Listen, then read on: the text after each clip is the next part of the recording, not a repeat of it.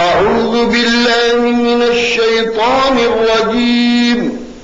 بسم الله الرحمن الرحيم. تلك الرسل فضلنا بعضهم على بعض، منهم من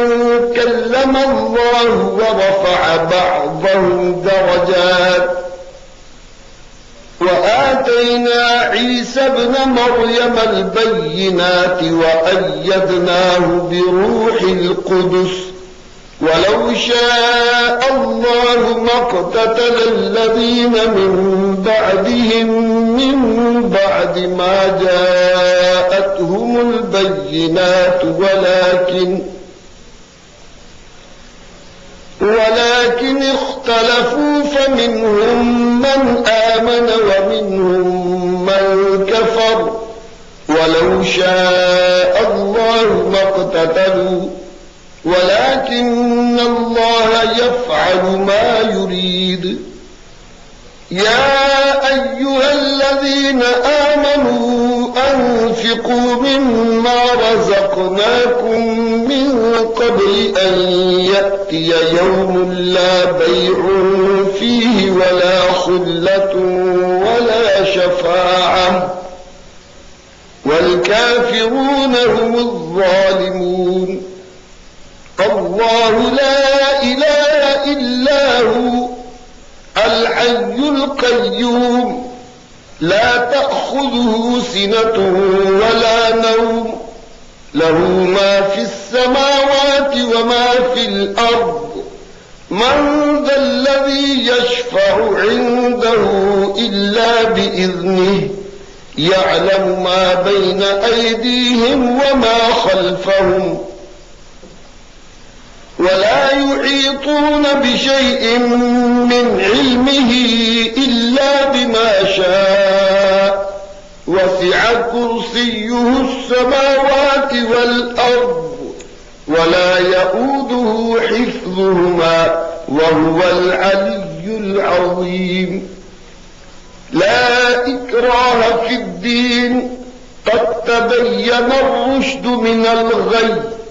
فمن يكفر بالطاغوت ويؤمن بالله فقد استمسك بالعروة الوثقى، لا انفصام لها، والله سميع عليم. الله ولي الذين آمنوا يخرجهم من الظلمات إلى النور، والذين كفروا أولياؤهم الطاغوت يخرجونهم من النور إلى الظلمات، أولئك أصحاب النار هم فيها خالدون. ألم تر إلى الذي حاج إبراهيم في ربه أن آتاه الله الملك، إذ قال إبراهيم ربي الذي يحيي ويميت، قال أنا أحيي وأميت. قال إبراهيم فإن الله يأتي بالشمس من المشرق فأت بها من المغرب، فبهت الذي كفر، والله لا يهدي القوم الظالمين. أو كالذي مر على قرية وهي خاوية على عروشها، قال أنى يحيي هذه الله بعد موتها، فأماته الله 100 عام ثم بعثه، قال كم لبثت؟ قال لبثت يوما أو بعض يوم، قال بل لبثت 100 عام فانظر إلى طعامك وشرابك لم يتسنه، وانظر إلى حمارك ولنجعلك آية للناس، وانظر إلى العظام كيف ننشزها ثم نكسوها لحما، فلما تبين له قال أعلم أن الله على كل شيء قدير. وإذ قال إبراهيم رب أرني كيف تحيي الموتى قال أولم تؤمن قال بلى ولكن ليطمئن قلبي قال فخذ 4 من الطير فصرهن إليك ثم اجعل على كل جبل منهن جزءا ثم ادعهن يأتينك سعيا واعلم أن الله عزيز حكيم.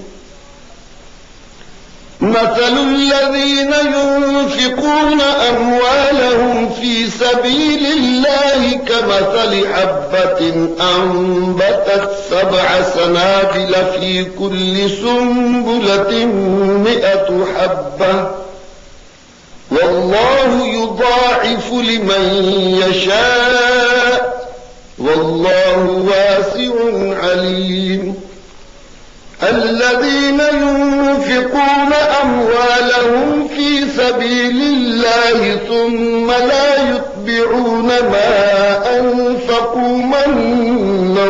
ولا أذى لهم أجرهم عند ربهم ولا خوف عليهم ولا هم يحزنون. قول معروف ومغفرة خير من صدقة يتبعها أذى والله غني حليم. يا أيها الذين آمنوا لا تبطلوا صدقاتكم بالمن والأذى كالذي ينفق ماله رئاء الناس ولا يؤمن بالله واليوم الآخر فمثله كمثل صفوان عليه تراب فأصابه وابل فتركه صلدا لا يقدرون على شيء مما كسبوا والله لا يهدي القوم الكافرين. ومثل الذين ينفقون أموالهم ابتغاء مرضات الله وتثبيتا من أنفسهم كمثل جنة بربوة أصابها وابل فآتت أكلها ضعفين فإن لم يصبها وابل فطل والله بما تعملون بصير. أيود أحدكم أن تكون له جنة من نخيل وأعناب تجري من تحتها الأنهار له فيها من كل الثمرات وأصابه الكبر وله ذرية ضعفاء فأصابها إعصار فيه نار فاحترقت كذلك يبين الله لكم الآيات لعلكم تتفكرون. يا أيها الذين آمنوا أنفقوا من طيبات ما كسبتم ومما أخرجنا لكم من الأرض ولا تيمموا الخبيث منه تنفقون ولستم بآخذيه إلا أن تغمضوا فيه واعلموا أن الله غني حميد. الشيطان يعدكم الفقر ويأمركم بالفحشاء والله يعدكم مغفرة منه وفضلا والله واسع عليم يؤتي يؤتِ الحكمة من يشاء ومن يؤت الحكمة فقد أوتي خيرا كثيرا وما يذكر إلا أولو الألباب وما أنفقتم من نفقة أو نذرتم من نذر فإن الله يعلمه وما للظالمين من أنصار إن تبدوا الصدقات فنعما هي وإن تخفوها وتؤتوها الفقراء فهو خير لكم ويكفر عنكم من سيئاتكم والله بما تعملون خبير ليس عليك هداهم ولكن الله يهدي من يشاء وما تنفقوا من خير فلأنفسكم وما تنفقون إلا ابتغاء وجه الله وما تنفقوا من خير يوفى إليكم وأنتم لا تظلمون للفقراء الذين أحصروا في سبيل الله لا يستطيعون ضربا في الأرض يحسبهم الجاهل أغنياء من التعفف تعرفهم بسيماهم لا يسألون الناس إلحافا وما تنفقوا من خير فإن الله به عليم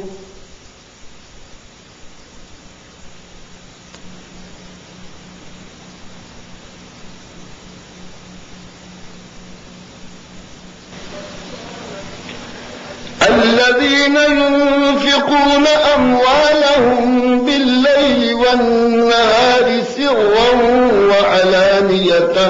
فلهم أجرهم عند ربهم ولا خوف عليهم ولا هم يحزنون الذين يأكلون الربا لا يقومون إلا كما يقوم الذي يتخبطه الشيطان من المس ذلك بأنهم قالوا إنما البيع مثل الربا وأحل الله البيع وحرم الربا فمن جاءه موعظة من ربه فانتهى فله ما سلف وأمره إلى الله ومن عاد فأولئك أصحاب النار هم فيها خالدون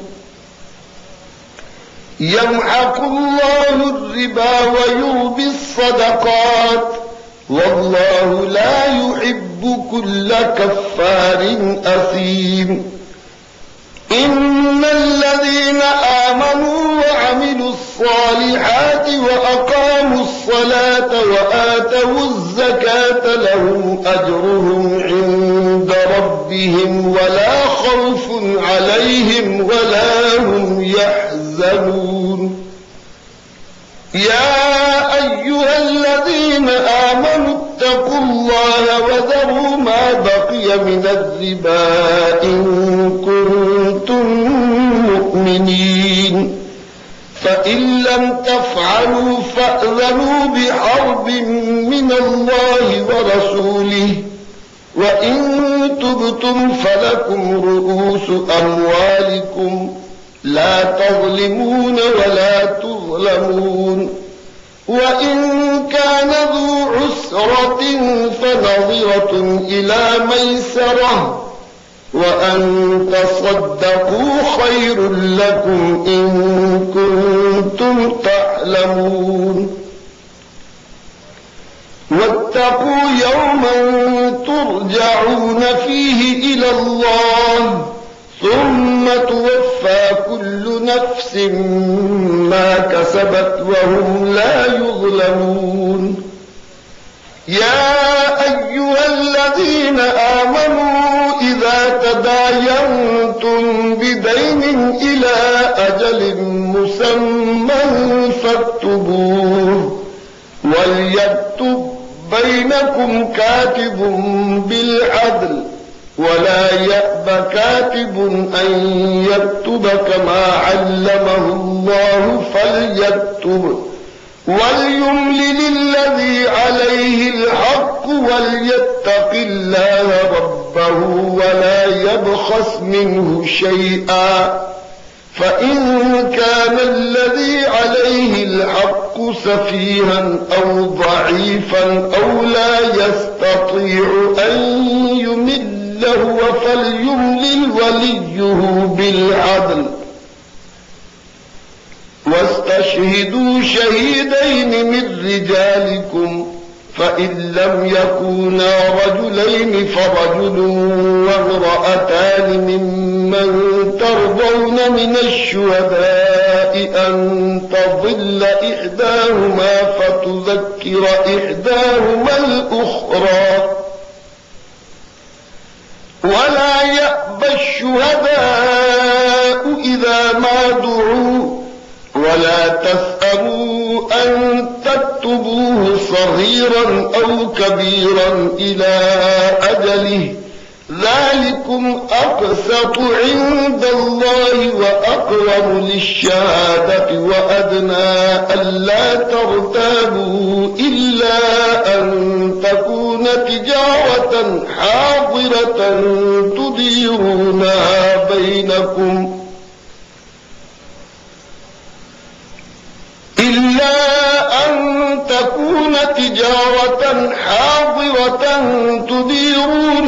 بينكم فليس عليكم جناح ألا تكتبوها وأشهدوا إذا تبايعتم ولا يضار كاتب ولا شهيد وإن تفعلوا فإنه فسوق بكم واتقوا الله ويعلمكم الله والله بكل شيء عليم وإن كنتم على سفر ولم تجدوا كاتبا فرهان مقبوضة فإن أمن بعضكم بعضا فليؤدي الذي اؤتمن أمانته وليتق الله ربه ولا تكتموا الشهادة ومن يكتمها فإنه آثم قلبه والله بما تعملون عليم لله ما في السماوات وما في الأرض وإن تبدوا ما في أنفسكم أو تخفوه يحاسبكم به الله فيغفر لمن يشاء ويعذب من يشاء والله على كل شيء قدير آمن الرسول بما أنزل إليه من ربه والمؤمنون كل آمن بالله وملائكته وكتبه ورسله لا نفرق بين أحد من رسله وقالوا سمعنا وأطعنا غفرانك ربنا وإليك المصير لا يكلف الله نفسا إلا وسعها لها ما كسبت وعليها ما اكتسبت ربنا لا تؤاخذنا إن نسينا أو أخطأنا ربنا ولا تحمل علينا إصرا كما حملته على الذين من قبلنا ربنا ولا تحملنا ما لا طاقة لنا به فاغفر لنا وارحمنا أنت مولانا فانصرنا على القوم الكافرين. بسم الله الرحمن الرحيم. ألف لام ميم.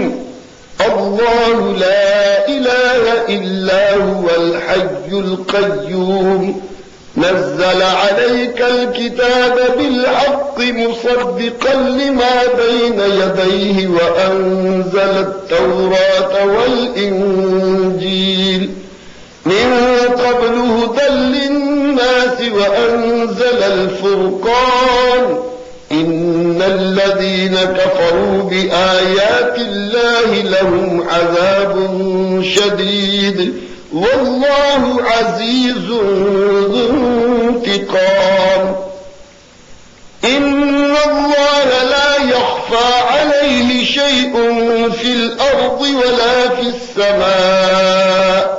هو الذي يصوركم في الأرحام كيف يشاء لا إله إلا هو العزيز الحكيم. هو الذي أنزل عليك الكتاب منه آيات محكمات هن أم الكتاب وأخر متشابهات فأما الذين في قلوبهم زيغ فيتبعون ما تشابه منه ابتغاء الفتنة وابتغاء تأويله وما يعلم تأويله إلا الله والراسخون في العلم يقولون آمنا به كل من عند ربنا وما يذكر إلا أولو الألباب. ربنا لا تزغ قلوبنا بعد إذ هديتنا وهب لنا من لدنك رحمة إنك أنت الوهاب. ربنا إنك جامع الناس ليوم لا ريب فيه إن الله لا يخلف الميعاد. إن الذين كفروا لن تغني عنهم أموالهم ولا أولادهم من الله شيئا وأولئك هم وقود النار كدأب آل فرعون والذين من قبلهم كذبوا بآياتنا فأخذهم الله بذنوبهم والله شديد العقاب. قل للذين كفروا ستغلبون وتحشرون إلى جهنم وبئس المهاد. قد كان لكم آية في فئتين التقتا فئة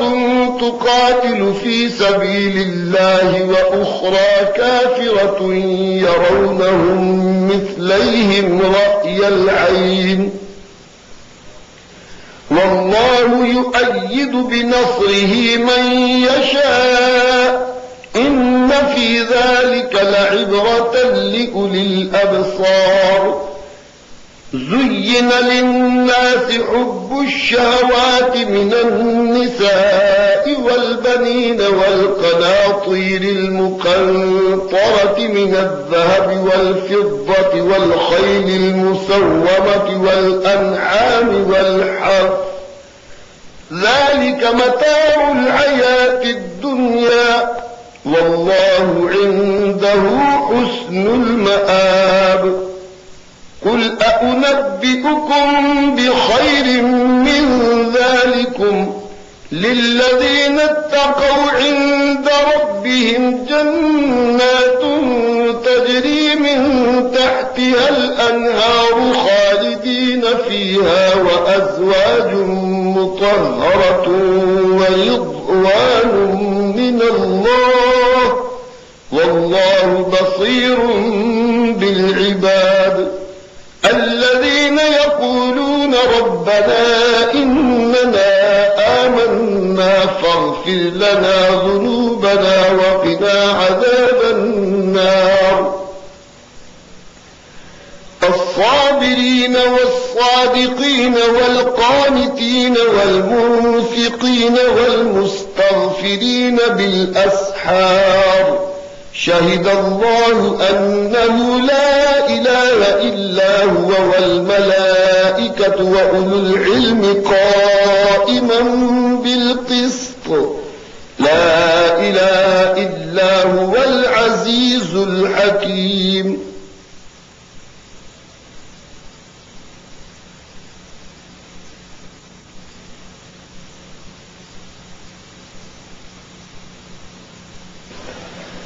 إن الدين عند الله الإسلام وما اختلف الذين أوتوا الكتاب إلا من بعد ما جاءهم العلم بغيا بينهم ومن يكفر بآيات الله فإن الله سريع الحساب فإن حاجوك فقل أسلمت وجهي لله ومن اتبعني وقل للذين أوتوا الكتاب والأميين أأسلمتم فإن أسلموا فقد اهتدوا وإن تولوا فإنما عليك البلاغ والله بصير بالعباد إن الذين يكفرون بآيات الله ويقتلون النبيين بغير حق ويقتلون الذين يأمرون بالقسط من الناس فبشرهم بعذاب أليم أولئك الذين حبطت أعمالهم في الدنيا والآخرة وما لهم من ناصرين ألم تر إلى الذين أوتوا نصيبا من الكتاب يدعون إلى كتاب الله ليحكم بينهم ثم يتولى فريق منهم وهم معرضون ذلك بأنهم قالوا لن تمسنا النار إلا أياما معدودات وغرهم في دينهم ما كانوا يفترون فكيف إذا جمعناهم ليوم لا ريب فيه ووفيت كل نفس ما كسبت وهم لا يظلمون قل اللهم مالك الملك تؤتي الملك من تشاء وتنزع الملك ممن تشاء وتعز من تشاء وتذل من تشاء بيدك الخير إنك على كل شيء قدير تولج الليل في النهار وتولج النهار في الليل وتخرج الحي من الميت وتخرج الميت من الحي وترزق من تشاء بغير حساب لا يتخذ المؤمنون الكافرين أولياء من دون المؤمنين ومن يفعل ذلك فليس من الله في شيء إلا أن تتقوا منهم تقاه ويحذركم الله نفسه وإلى الله المصير قل إن تخفوا ما في صدوركم أو تبدوه يعلمه الله ويعلم ما في السماوات وما في الأرض والله على كل شيء قدير. يوم تجد كل نفس ما عملت من خير محضرا وما عملت من سوء تود لو أن بينها وبينه أمدا بعيدا ويحذركم الله نفسه والله رؤوف بالعباد. قل إن كنتم تحبون الله فاتبعوني يحببكم الله ويغفر لكم ذنوبكم والله غفور رحيم. قل أطيعوا الله والرسول فإن تولوا فإن الله لا يحب الكافرين. إن الله اصطفى آدم ونوحا وآل إبراهيم وآل عمران على العالمين ذرية بعضها من بعض والله سميع عليم. إذ قالت امرأة عمران رب إني نذرت لك ما في بطني محررا فتقبل مني إنك أنت السميع العليم. فلما وضعتها قالت رب إني وضعتها أنثى والله أعلم بما وضعت وليس الذكر كالأنثى وإني سميتها مريم وإني أعيذها بك وذريتها من الشيطان الرجيم. فتقبلها ربها بقبول حسن وأنبتها نباتا حسنا وكفلها زكريا كلما دخل عليها زكريا المحراب وجد عندها رزقا قال يا مريم أنى لك هذا قالت هو من عند الله إن الله يرزق من يشاء بغير حساب. هنالك دعا زكريا ربه قال رب هب لي من لدنك ذرية طيبة إنك سميع الدعاء. فنادته الملائكة وهو قائم يصلي في المحراب أن الله يبشرك بيحيى مصدقا بكلمة من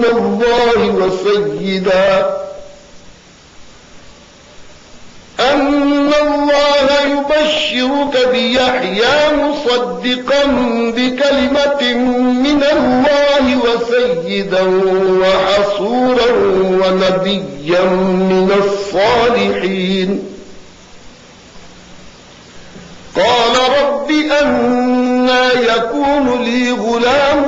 وقد بلغني الكبر وامرأتي عاقر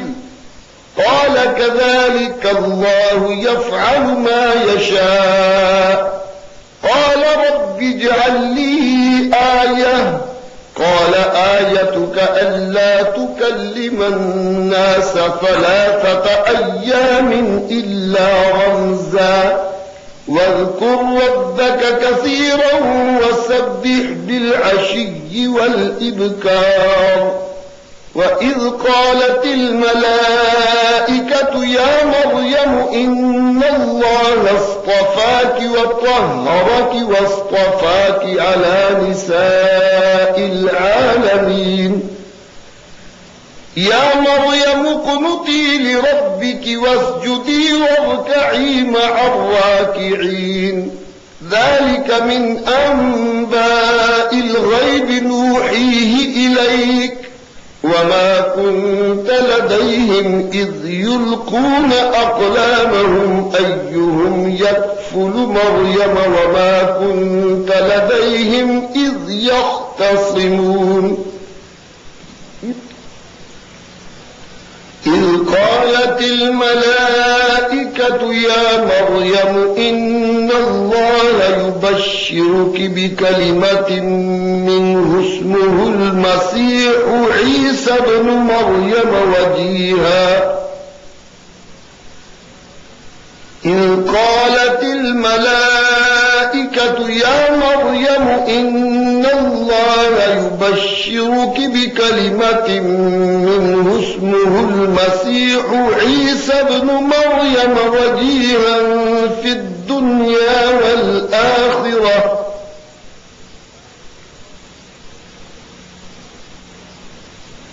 اسمه المسيح عيسى ابن مريم وجيها في الدنيا والآخرة ومن المقربين ويكلم الناس في المهد وكهلا ومن الصالحين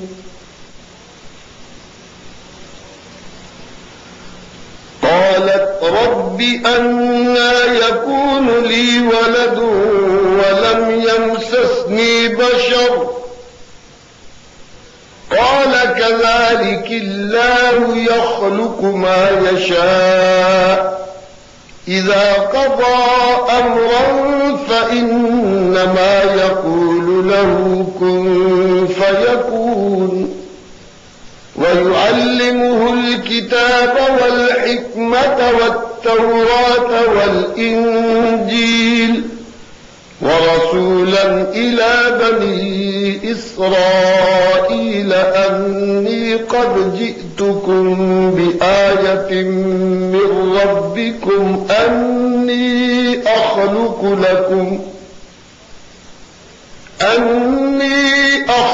لكم من الطين كهيئة الطير فأنفخ فيه فيكون طيرا بإذن الله وأبرئ الأكمى والأبرص وأحيي الموتى بإذن الله وأنبئكم بما تأكلون وما تدخرون في بيوتكم إن في ذلك لآية لكم إن كنتم مؤمنين ومصدقا لما بين يدي من التوراة ولأحل لكم بعض الذي حرم عليكم وجئتكم بآية من ربكم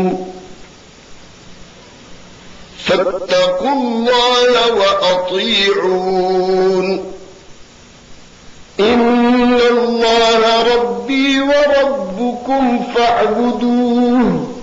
هذا صراط مستقيم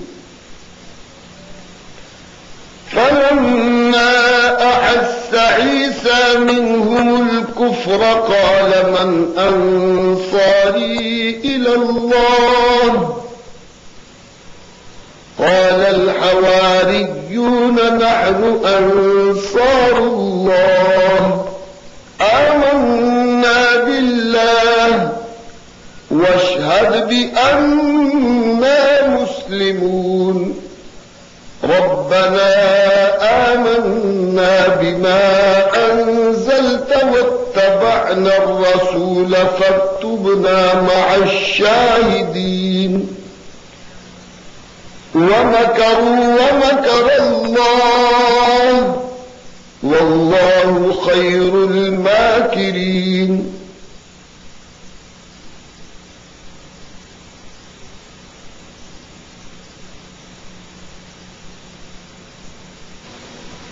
إذ قال الله يا عيسى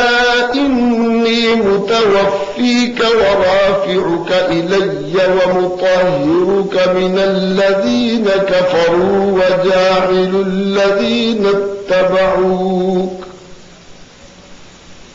وجاعل الذين اتبعوك فوق الذين كفروا إلى يوم القيامة ثم إلي مرجعكم فأحكم بينكم فيما كنتم فيه تختلفون فأما الذين كفروا فأعذبهم عذابا شديدا في الدنيا والآخرة وما لهم من ناصرين وأما الذين آمنوا وعملوا الصالحات فيوفيهم أجورهم والله لا يحب الظالمين ذلك نتلوه عليك من الآيات والذكر الحكيم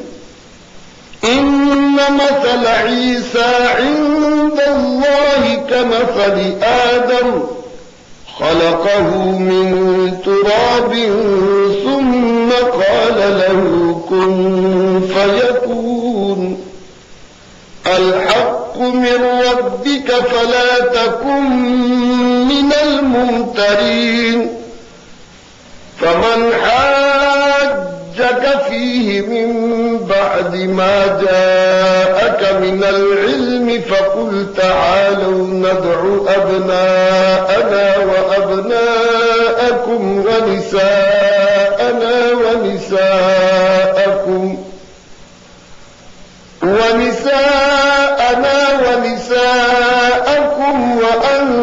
وأنفسنا وأنفسكم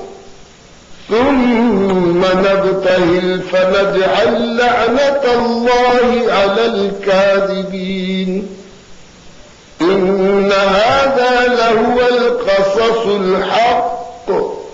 وما من إله إلا الله وإن الله لهو العزيز الحكيم فإن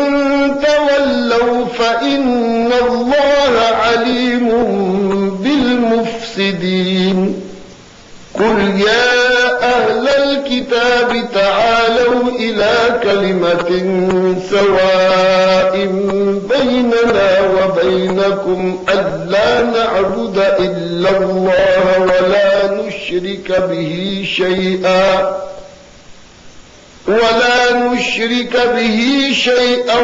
ولا يتخذ بعضنا بعضا أربابا من دون الله فإن تولوا فقولوا اشهدوا بأننا مسلمون يا أهل الكتاب لم تحاجون في إبراهيم وما أنزلت التوراة والإنجيل إلا من بعده أفلا تعقلون ها أنتم هؤلاء حاججتم فيما لكم به علم فلم تحاجون فيما ليس لكم به علم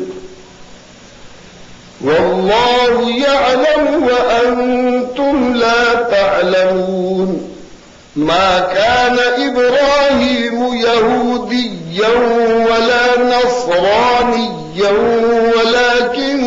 كان حنيفا مسلما وما كان من المشركين إن أولى الناس بإبراهيم للذين اتبعوه وهذا النبي والذين آمنوا والله ولي المؤمنين ودت طائفة من أهل الكتاب لو يضلونكم وما يضلون إلا أنفسهم وما يشعرون يا أهل الكتاب لم تكفرون بآيات الله وأنتم تشهدون يا أهل الكتاب لم تلبسون الحق بالباطل وتكتمون الحق وأنتم تعلمون وقالت طائفة من أهل الكتاب آمنوا بالذي أنزل على الذين آمنوا وجه النهار واكفروا آخره لعلهم يرجعون ولا تؤمنوا إلا لمن تبع دينكم قل إن الهدى هدى الله أن يؤتى أحد مثل ما أوتيتم أو يحاجوكم عند ربكم قل إن الفضل بيد الله يؤتيه من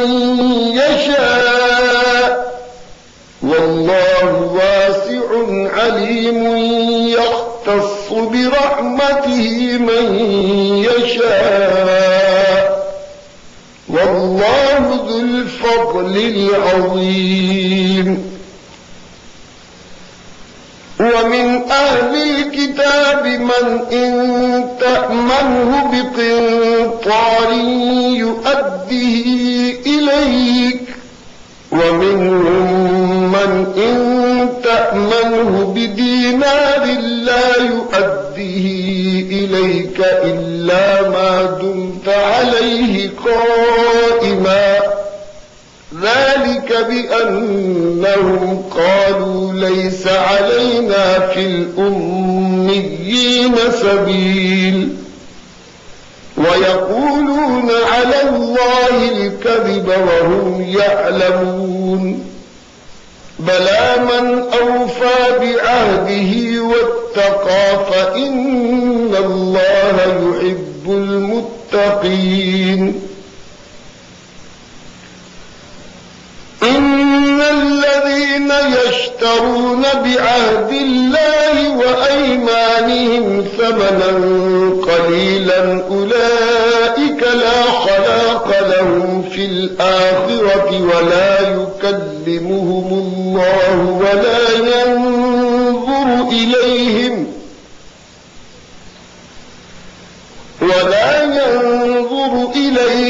يوم القيامة ولا يزكيهم ولهم عذاب أليم وإن منهم لفريقا يلوون ألسنتهم بالكتاب لتحسبوه من الكتاب وما هو من الكتاب ويقولون هو من عند الله وما هو من عند الله ويقولون على الله الكذب وهم يعلمون ما كان لبشر أن يؤتيه الله الكتاب والحكم والنبوة ثم يقول للناس كونوا عبادا لي من دون الله ولكن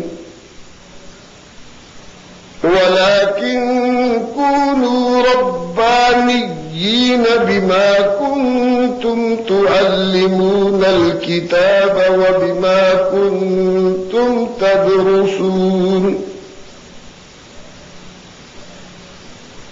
ولا يأمركم أن تتخذوا الملائكة والنبيين أربابا أيأمركم بالكفر بعد إذ أنتم مسلمون وإذ أخذ الله ميثاق النبيين لما آتيتكم من كتاب وحكمة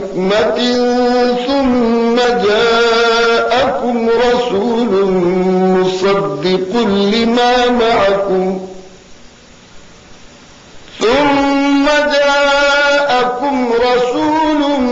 مصدق لما معكم لتؤمنن به ولتنصرنه قال أأقررتم وأخذتم على ذلكم إصري قالوا أقررنا قال فاشهدوا وأنا معكم من الشاهدين فمن تولى بعد ذلك فأولئك هم الفاسقون أفغير دين الله يبغون وله أسلم من في السماوات والأرض طوعا وكرها وإليه يرجعون قل آمنا بالله وما أنزل علينا وما أنزل على إبراهيم وإسماعيل وإسحاق ويعقوب والأسباط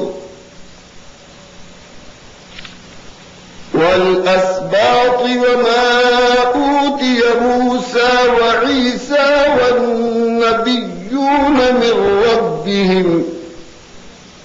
لا نفرق بين أحد منهم ونحن له مسلمون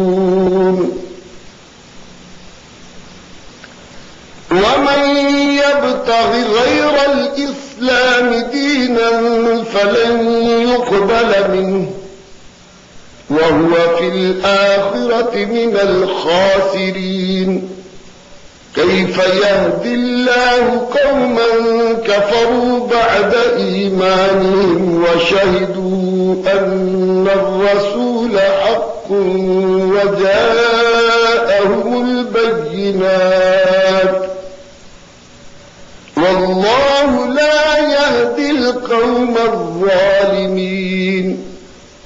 أولئك جزاؤهم أن عليهم لعنة الله والملائكة والناس أجمعين خالدين فيها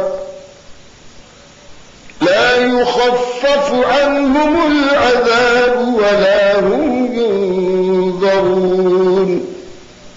إلا الذين تابوا من بعد ذلك وأصلحوا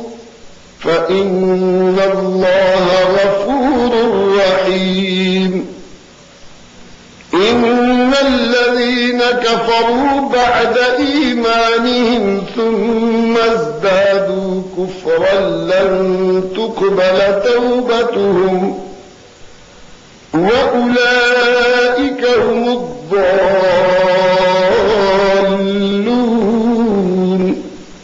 إن الذين كفروا وماتوا وهم كفار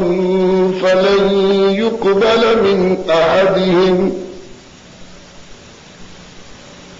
إن الذين كفروا وماتوا وهم كفار فلن يقبل من أحدهم ملء الأرض ذهبا ولو افتدى به أولئك لهم عذاب أليم وما